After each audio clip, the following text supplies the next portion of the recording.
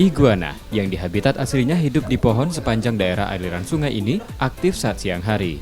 Bentuk tubuh mirip hewan purba dengan eksotisme kulit dan terkesan seram.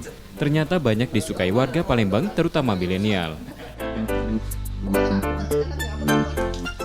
Bang Ardi, warga Kelurahan Sri Mulya, Kecamatan Sematang Borang ini mengaku setahun belakangan ia memelihara iguana dan kini mengoleksi belasan jenis seperti Juve juvenil, Blue Red, Albino, dan Green Colombia.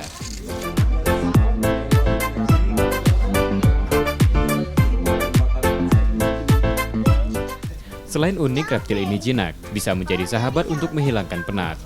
Menurutnya perawatan iguana tak sulit, karena tidak memerlukan lahan yang luas dan pakannya hanya sayur dan buah. Sementara harganya di pasaran mulai 350.000 hingga ratusan juta, tergantung kualitas dan jenisnya.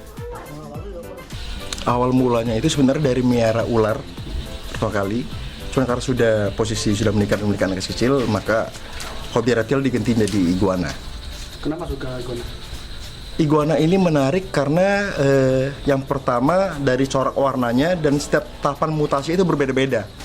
Dan ditambah lagi untuk mendapatkan anakan yang bagus, itu perlu tahapan yang berapa kali untuk perkawinan, itu belum tentu dapat anak yang bagus. Jadi harus banyak perjuangan yang kita lakukan, tantangan itu. Untuk itu berapa lama tuh perkembangan produksinya?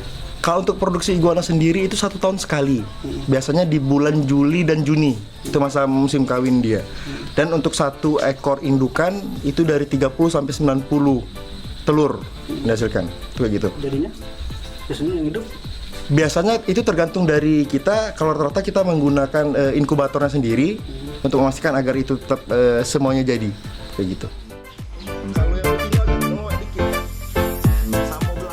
Jika Anda menyukai reptil seperti iguana ini, tak ada salahnya untuk serius dan fokus melakukan budidayanya, karena selain dapat dinikmati juga menghasilkan pundi cuan. Tetra Surya, Kompas TV, Palembang.